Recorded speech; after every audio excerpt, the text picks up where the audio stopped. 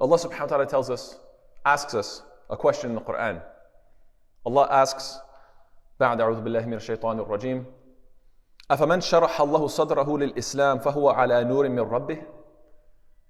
And this is an open-ended question. Allah is asking, so is the one whose chest has been expanded to accept Islam, to embrace Islam, it has been expanded for Islam, and he is upon the light from his Lord, from his Master, is this person like the one who is not? And then Allah Ta'ala says, فَوَيْلٌ لِلْقَاسِيَةِ قُلُوبُهُمْ مِنْ ذِكْرِ اللَّهِ أُولَٰئِكَ فِي ضَلَالٍ مُبِينٍ.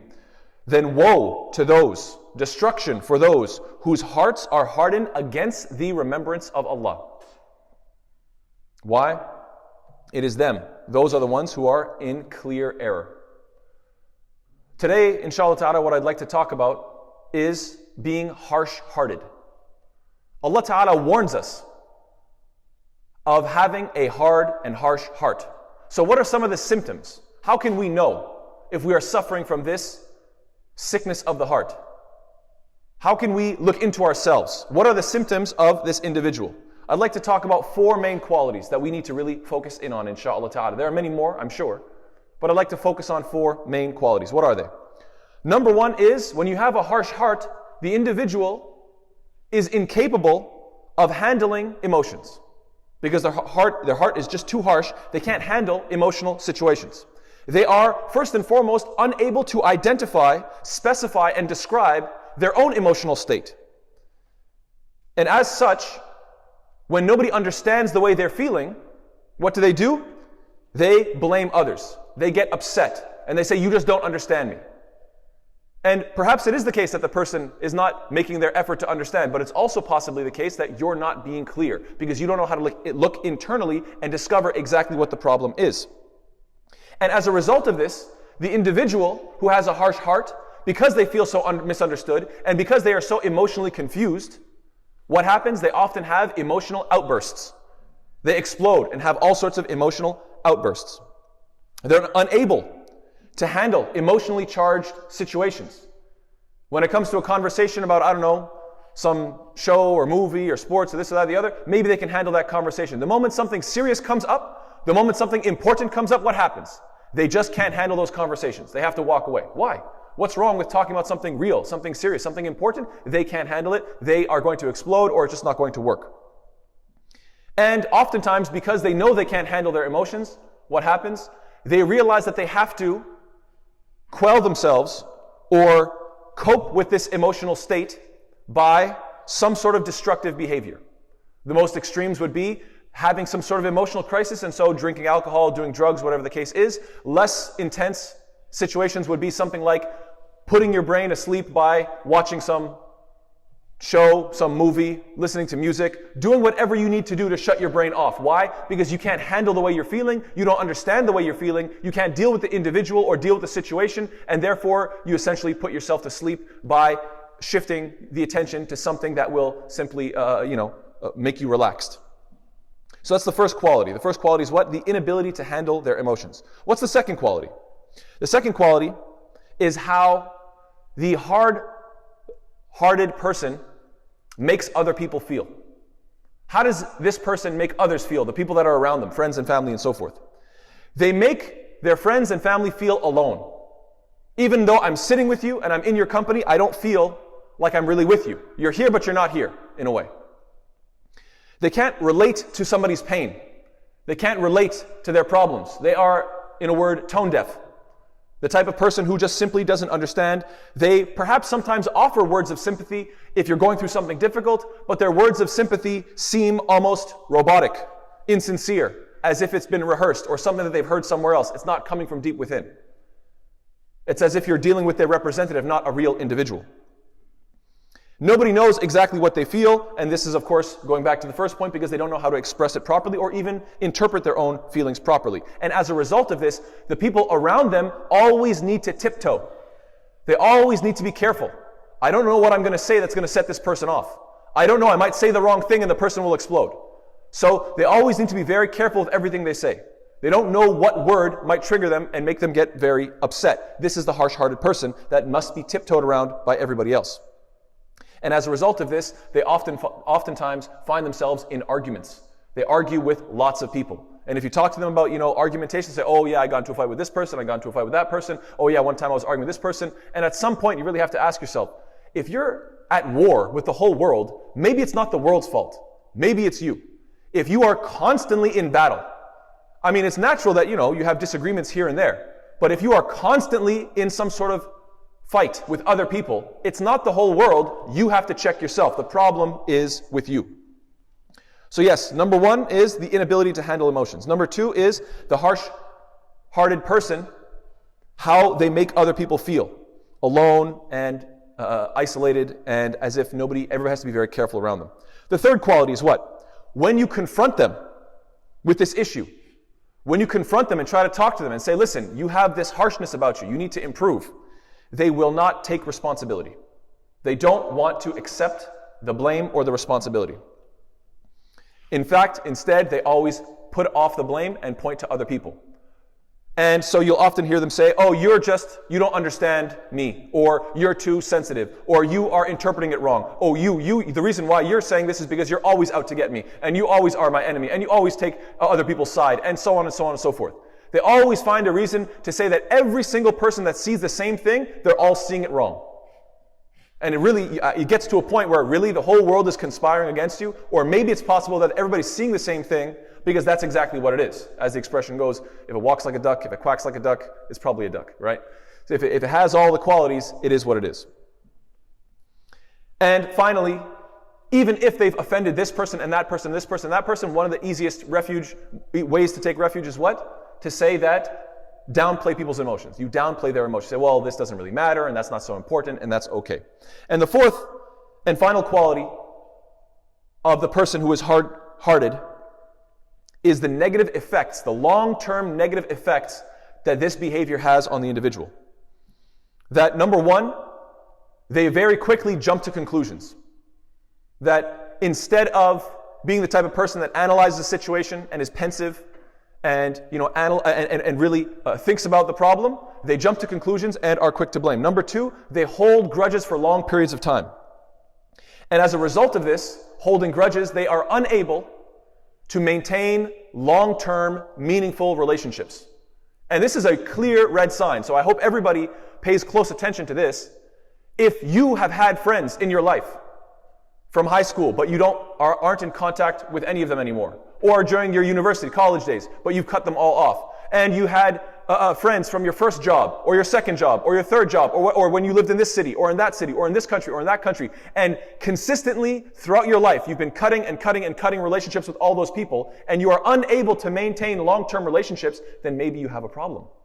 It's not healthy to have a fight with this family member and this friend, and I cut them off, and they said something, and they did something, and everybody I have a problem with, and therefore I feel completely alone. This is a problem. And perhaps the most obvious and the most detrimental problem and long-term negative effect is that they simply cannot accept the truth. That ultimately, at the end of the day, this individual, when they get confronted with something that is true, when they get confronted with something that does not fit their own personal paradigm, when they get confronted with something that might force them to have a little bit of humility and accept that maybe their previous notions were incorrect and they have to adjust their ideas, they reject it and they fight against it as hard as possible. And so these are some of the symptoms, and inshallah ta'ala in the second khutbah we'll talk about how Allah ta'ala talks about these issues and some of the cures bi'idhnillahi ta'ala. Wa sallallahu ala sayyidina Muhammad wa ala alihi wa sahbihi wa sallam tasliman kathira.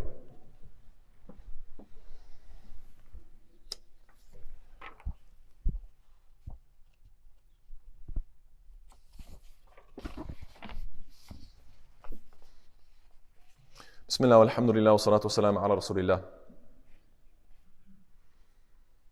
Allah subhanahu wa ta'ala talks to us about those who have hard hearts in Surah Al-Baqarah, in which Allah Ta'ala says, ثُمَّ قَسَتْ قُلُوبُكُمْ مِنْ بَعْدِ ذَلِكَ فَهِيَ كَالْحِجَارَةِ أَوْ أَشَدُّ قَسْوَةً. That then your hearts became hardened after that, being like stones or even harder. And then subhanAllah, Allah Ta'ala describes 3 different states of this harsh heart. And this ayah is so beautiful because it gives us hope. I don't want us to think that if you have this quality, or you know somebody who has this quality, that therefore they are doomed, there's no hope for that individual. Rather, no. Allah subhanahu wa ta'ala describes people whose hearts are like rocks, or even harder than that, and yet there's still hope for them. Why? Because وَإِنَّ مِنَ الْحِجَارَةِ لَمَا يَتَفَجَّرُ مِنْهُ الْأَنْهَارُ Subhanallah. Because there are some type of hearts that, even though they're so hard, springs can and rivers can gush forth from them. What is this a reference to? These three different layers, these three different descriptions that Allah Ta'ala describes, you can correlate them to Ihsan, Iman, and Islam. In the famous hadith of Jibreel, that subhanallah, the three different levels of somebody's faith. Ihsan is excellence. And this is like a person who, they had a harsh heart, but subhanallah, the truth came to them. This deen came to them. Iman struck them in such a way where it just started to flow. That harsh heart got cracked. That alhamdulillah, this water represents what? It means the flowing of Iman. And it's coming directly from the heart itself. Because something happened, this person, they got affected in such a way that this Quran, this wahi, this revelation, this truth, it hit them in such a way that subhanallah, this harsh heart, it finally cracked and subhanallah, the water came flowing. So yes, there is hope. Yes, there is hope for those who have this problem. And subhanallah, sometimes you can be struck in such a way. Sometimes you'll find a person who's so harsh, living the worst lifestyle, criminal behavior, all sorts of, involved in every bad thing. And yet, subhanallah, when the deen comes to them, and when they finally wake up, and when they finally realize the truth, they become not just strong in their iman, but they become the best of the believers. And subhanallah, the best example of this is are the Sahaba themselves. The Sahaba were some of the worst of the worst. And yet when this iman came into their hearts, they were pushing it, and they were embracing it, and living by it the absolute most. What is the second quality? وَإِنَّ مِنْهَا لَمَا يَشَّقَّقُ فَيَخْرُجُ مِنْهُ الْمَاءُ. And some rocks are such that they have to be split open, and then water comes out. So it's not that the water is coming from itself, but rather that it needs to be hit first. And this is unfortunately like many of us, that something has to happen in our life, whether it be a death in the family, whether it be a sickness, whether it be losing a job, whether it be some sort of trauma. I don't know, a car accident makes you realize that you're vulnerable, makes you realize that life is short. Something happens to you that cracks you, and that makes you wake up, and makes you realize, I need to stop this petulant, childish, arrogant attitude. I need to grow up a little bit, take some responsibility, soften up a little bit, and embrace the truth. And that's when the water comes out. And the third person is who? وَإِنَّ مِنْهَا لَمَا يَهْبِطُ مِنْ خَشْيَةِ اللَّهِ وَمَا اللَّهُ بِغَافِلٍ عَمَّا تَعْمَلُونَ. And the third person is the one who, notice that in this portion, Allah Ta'ala does not even mention water at all. This one just mentions what? Fear of Allah Ta'ala. Allah says what? And there are some of them who they fall down from the fear of Allah. No, it's not that they're passionate with their iman, but rather they realize that there's a problem. They realize they need to improve. And even though they might not necessarily feel the sweetness of iman, they still continuously pray. They keep praying and keep praying and keep praying. They keep on doing their 5 daily salawat until when? Until finally that iman comes to their heart. And sometimes people come to me and say, I'm not feeling my salah. I don't feel the iman. My answer to them is, keep going. Keep trying. This is not something that's going to come like a switch. No, rather you're a human being and you need to work on it. You need to keep on submitting yourself to Allah Ta'ala, and slowly but surely you'll feel the iman grow and increase. We are not computers that you can just press a button and everything changes. No, rather we are organic creatures, and just like everything else, it takes time to grow. Everything else in nature takes time to bud and really come to fruition. And so in this third one, subhanAllah, this is the encouragement. So if you yourself feel that I am a harsh-hearted person, and I know that this is a problem, or I know somebody who is harsh-hearted, maybe it's time to encourage them to pray their salawat more regularly. Maybe it's time to encourage them to come to the masjid. Maybe it's time you wake them up for salat al-fajr. And if they say, well, I still don't feel the sweetness of iman, what do you tell them? It doesn't matter. It will come. Just keep on trying, and keep on pushing, and keep on improving yourself, and inshallah ta'ala, bi'idhnillah, slowly but surely, it will come into your heart. Ibn al-Qayyim rahimahullah, he has another interesting perspective when it comes to people that are harsh-hearted. He says, إن قسوة القلب من أربعة أشياء إذا جاوزت قدر الحاجة. That being harsh-hearted comes from 4 things when they are surpassed more than their need. What are they? الأكل والنوم والكلام والمخالطة. They are eating more than you need to, sleeping more than you need to, speaking more than you need to, and socializing more than you need to. Overeating is a person who never feels hungry because they're always stuffing themselves. They are abd al-shahwat. They are the slave of their desires, always filling themselves up as much as possible, putting on weight, feeling sluggish, and ultimately that sluggish behavior makes you feel like you have a harsh heart. Staying up late and sleeping in late. These are also too much sleep. These are problems that also harden the heart. Chatting and gossiping constantly, backbiting, commenting on everything, whether you're informed or uninformed. This is also something that hardens the heart. And too much social media. Too much qeel wa qal, he said and she said. This is unnecessary. So what are the cures? I close with these final points, inshallah ta'ala. The cure that we need is number one, dua. Allah ta'ala tells us what? أُجِيبُ دَعْوَةَ الدَّاعِ إِذَا دَعَانِ. I respond to the one who calls upon me when he calls upon me. So first and foremost, let's ask Allah subhanahu wa ta'ala, Ya Allah, make us of those who have soft hearts. Oh Allah, protect us from being harsh-hearted. Oh Allah, keep us of those who do not develop this disease of the heart of qaswat al-qulub. The second point is what? Read the Quran. Allah ta'ala tells us, لو أنزلنا هذا القرآن على جبل لرأيته خاشعا متصدعا من خشية الله. Subhanallah. Allah Ta'ala tells us what? If we had sent down this Quran upon a mountain, which is a huge rock, obviously, this is a huge rock. So even the biggest, most harshest of rocks, what would happen? This Quran can soften it, can break it, can finally get through to it. And that's exactly the problem with a rock, is that nothing can penetrate it and it's very difficult to move. But yet the Quran can do it. The Quran can move this rock. And the Quran can get inside this rock. Just in the same way that, subhanAllah, you're trying to get some word into this person's mind. You're trying to move this individual and shake them up and give them some sort of an effect. Alhamdulillah, this Quran can do it. And of course, the remembrance of Allah subhanahu wa ta'ala. Allah tells us what? أَلَا بِذِكْرِ اللَّهِ تَطْمَئِنُّ الْقُلُوبِ. That Allah says what?